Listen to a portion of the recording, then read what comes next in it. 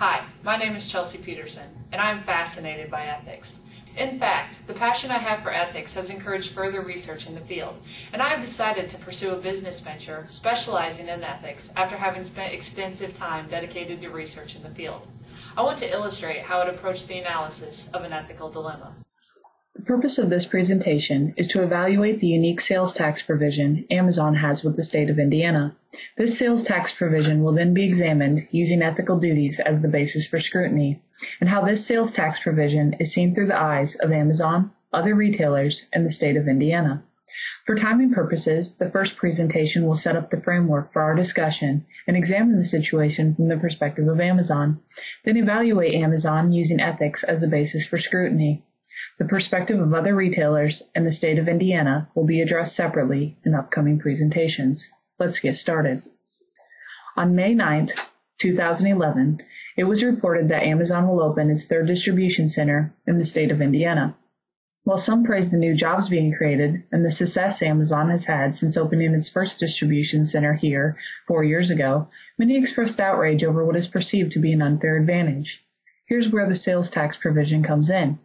When Amazon originally agreed to bring a distribution center to Indiana, thus establishing a nexus, an agreement was made with state economic development officials that prevents the retailer from needing to collect sales tax from Indiana-based customers.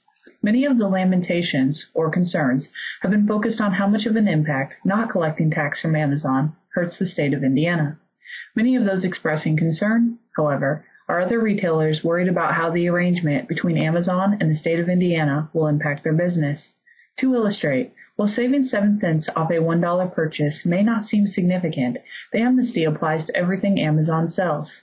Continuing with this illustration, let's say a customer saves $140 off a $2,000 television purchase. Suddenly, Amazon looks a lot more appealing than the box store in town. According to Grant M. Monahan, president of the Indiana Retail Council, no one else in the state has the same sweetheart deal as Amazon, and it creates an unfair playing field.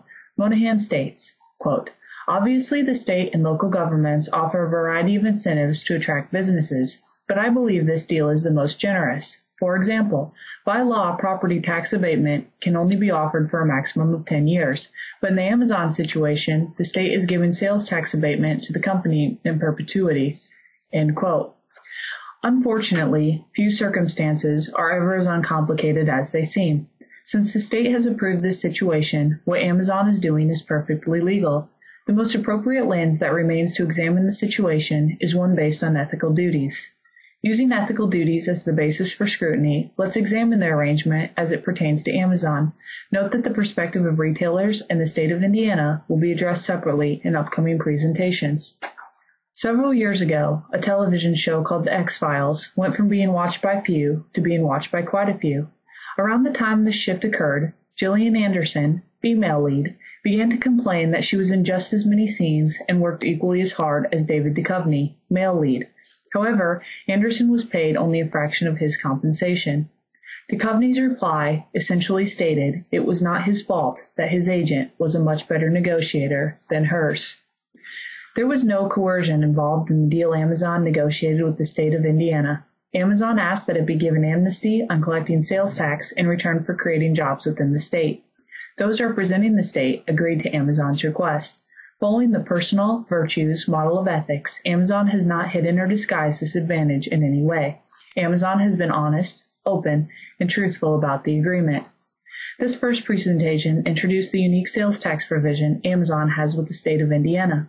A framework of using ethics as a basis for scrutiny was then selected to provide perspective from the three parties involved: Amazon, other retailers, and the state of Indiana. For timing purposes, Amazon's perspective was discussed in this presentation. Using the personal virtues model of ethics, Amazon is acting in a manner wholly consistent with ethical guidelines. The perspective of other retailers and the state of Indiana will be evaluated in upcoming presentations, using additional ethical guidelines as the basis for scrutiny.